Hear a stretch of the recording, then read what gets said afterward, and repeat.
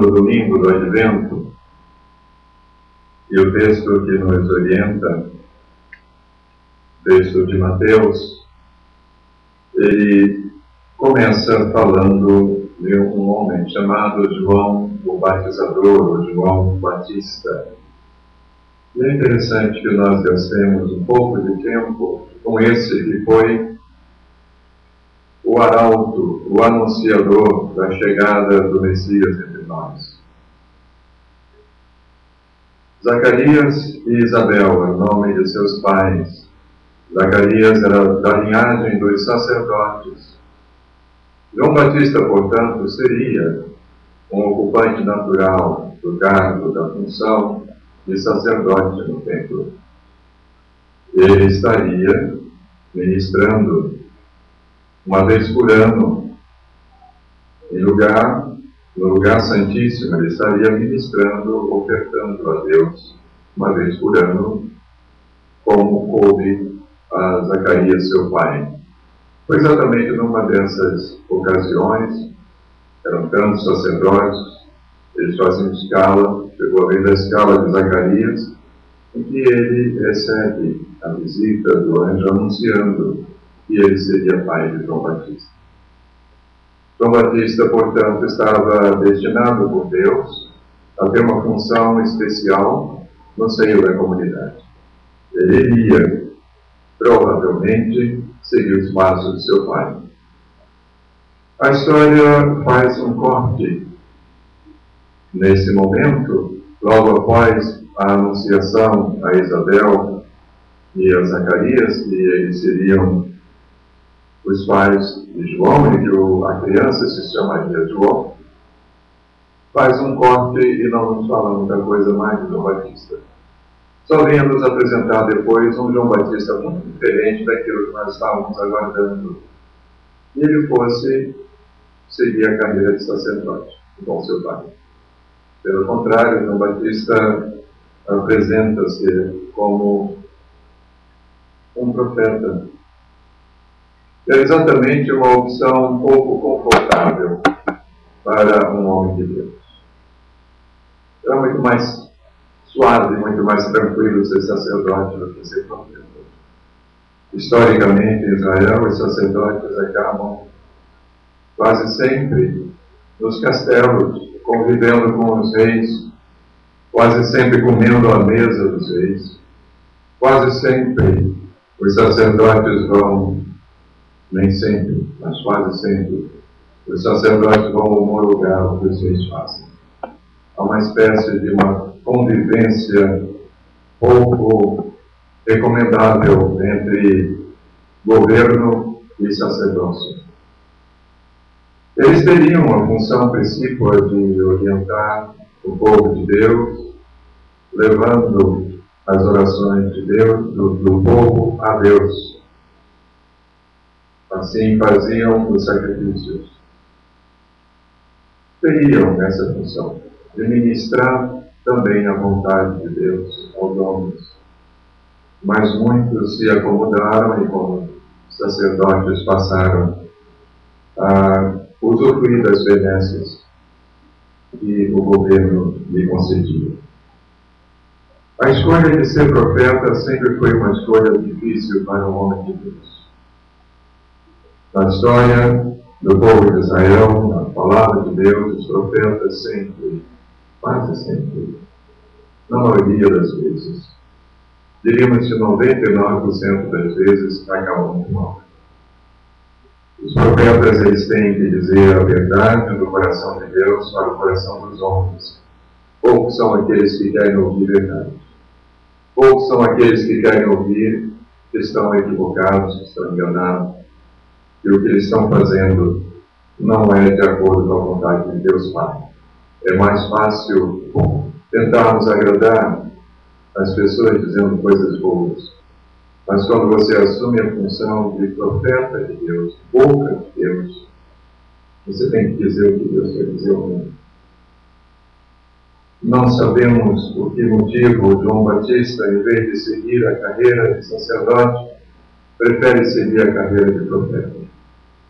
Abre mão do conforto, Sua família tinha casa, obviamente, sua família tinha posição, tinha respeitabilidade. Zacarias e Isabel tinha condições de se manter bem na sociedade. Ele abre mão disso tudo e vai para uma região semiárida, quase um deserto, mas ainda com água suficiente para lhe permitir o rito do batismo. E para se alimentar de gafanhotos e mel silvestre, ele começa a se vestir de uma maneira rústica, com pelo de camelo trançado. As suas roupas são, portanto, muito rústicas e para cingirem o abdômen um cinto de couro. Um homem inteiramente na dependência da providência de Deus, alimentando-se de mel silvestre, gafanhotos e vestindo-se de pelo de camelo, entregue às intempéries do tempo, bebendo da água do riacho, mas totalmente dedicado e nas mãos de Deus. João Batista, ele está para abrir as portas de um dos ministérios, ou quiçá o único ministério que surgiu na face da terra, de um homem chamado Jesus, para trazer-nos a paz e o reencontro com Deus. O único ministério que persistiu durante 2000 anos e persistirá até a eternidade. João Batista está à beira do rio, recebendo as pessoas e orientando-as para que se arrependam e para que sejam batizados. Batismo tendo o significado de sepultamento. Batismo significa exatamente isso: sepultar a velha criatura e renascer como criação nova de Deus, gerada pelo coração de Deus, nas mãos de Deus. João Batista está chamando as pessoas para se reencontrar com Deus. Nesse ínterim, apresentam-se também homens que eram profundamente religiosos, fariseus e saduceus. Homens que defendiam posicionamentos religiosos, que eram íntegros, que se consideravam puros, santos e que agradavam a Deus pelo seu gestual, pela sua forma de ser, de se colocar na sociedade, pelos momentos de dedicação a Deus. Eles se consideravam homens inteiramente de acordo com o coração de Deus. Eles se apresentam diante de João Batista para serem batizados também, mas o coração daquele profeta estava ligado ao coração de Deus. Ele sabia perceber quem era de Deus e quem não era. Quem estava rotulado como homem de fé, homem de religião, mas que eram apenas profissionais a receber as benesses dos cargos religiosos que ocupavam. Identificados, João Batista os repreende, chamando-os pelo que eles eram: uma raça de cobras, raça de víboras, raça de serpentes, e eram dissimulados, enganadores, que aparentavam ser o que não eram. João Batista, então, manda-os embora, não os batiza. E diz: eu poderei vir a batizar vocês, desde que vocês voltem para o meio de onde saíram, e ali vivam uma vida de integridade, vocês deem frutos e dignifiquem o que vocês estão fazendo, e que demonstrem que vocês se arrependeram disso. Depois que vocês derem esses frutos, voltem que eu batizo. Mas enquanto isso não acontecer, não voltem. A hipocrisia vocês estão fazendo. O que nós estamos procedendo aqui é algo que necessita vir de dentro do coração e não da aparência externa. Vocês estão vendo multidões e querem aparentar a essas multidões uma retidão que vocês não são. Vocês estão vivos. Então, vão embora. Voltem depois. E dirigindo-se àqueles que ali estavam, João Batista diz: olha, eu estou batizando vocês com água para arrependimento, para mudança de vida, para vocês retomarem o rumo em direção a Deus. Mas depois de mim, após mim, virá aquele que eu não sou digno nem de levar as sandálias dele. Desatar-lhe as sandálias dos pés e carregar suas sandálias. Esse era um gesto reservado para o servo mais inferior, numa casa de uma pessoa abastada. Os servos mais inferiores eram aqueles que iam, desatavam as sandálias dos seus senhores e carregavam as sandálias para guardá-las até os seus senhores precisarem delas novamente. Essa atitude, João Batista diz, nem essa atitude de servo dos servos, do menor dos servos, eu sou digno de ser daquele que virá após mim.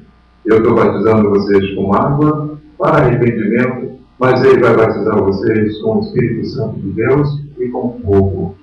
A pá ele já tem na mão para limpar a sua eira, retirando do trigo a palha. O trigo ele vai guardar no celeiro e a palha ele vai jogar no fogo e jamais se consumirá. O que quer dizer João Batista com essa palavra? Dois sentidos há.